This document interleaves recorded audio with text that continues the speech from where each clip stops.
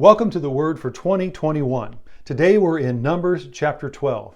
In this chapter, as it first unfolds, Miriam and Aaron are speaking against Moses.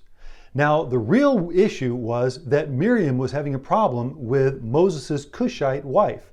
She was from Ethiopia, and there was a problem there. So she was talking with Aaron against Moses. But this initial issue morphed into a leadership issue, where Miriam and Aaron said, "Hasn't God also spoken to us? Is Moses the only one that God speaks through?" Well, the problem was not the issue that they were speaking about, but something was prompting it. Probably fear, pride, or envy in their hearts. And they simply used that as a way to talk about Moses. And then they talked about his leadership. The problem, however, was that God heard what they were saying, and God called them on the carpet. God then brought them together, and he said, "When a prophet is among you, I speak to him in visions and in dreams, but that's not the way I speak to Moses. With Moses, I speak face to face, clearly and not in riddles. You should have been fearful to speak against my servant Moses. He is faithful in all of my house." As God was talking to Aaron and Miriam, God didn't say that Moses was the best speaker. He was the greatest preacher. No, Moses had a problem with speaking. He stammered. Not only that, Moses was not always perfect. Moses had doubt. As we read chapter 11, he doubted God's word to the point where God had to ask him, "Is my arm too short to meet this need?" Moses was doubting. Moses did not have his life all together. He had his own issues, but he was faithful.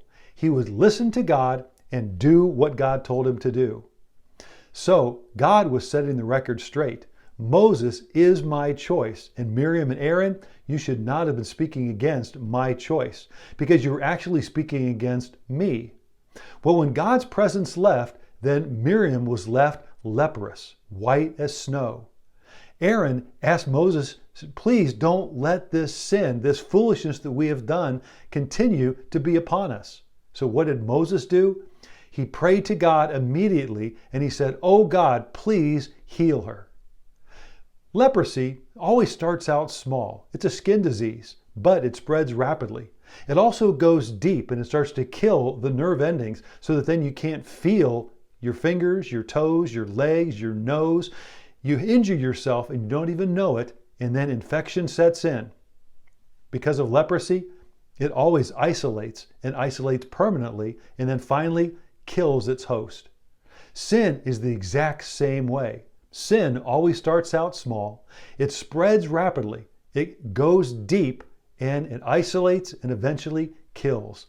That's why sin needs to be dealt with right away. Gossip, slandering, murmuring against someone else, it needs to stop because it's sin. In this chapter, what do we learn? We learn that sin also always affects everyone else. It's never just private. It always affects others. Because of Miriam, she had to then spend 7 days outside the camp, and the nation of Israel stayed put until she was brought back. All the nation suffered because of her sin. Moses was being criticized.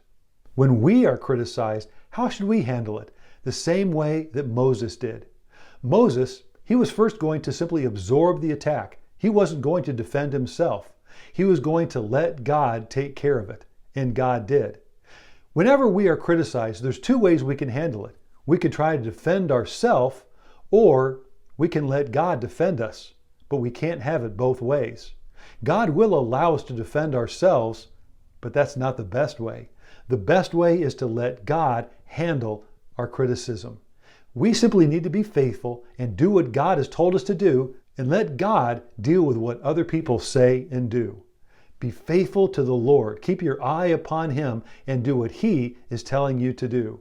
Criticism will come and criticism will go, but God is watching and looking for faithfulness. In the end, did Moses hold a grudge? No, he didn't. He prayed for Miriam, and he prayed that she would be healed. Moses, again, was going to simply absorb the attack. He let God handle the criticism, and then he did not hold a grudge. That's a great example to follow. Whenever we are criticized, we need to do what Moses did. Absorb the attack, let God handle it, don't hold a grudge, but pray for our enemies. Thank you for joining the Word for 2021.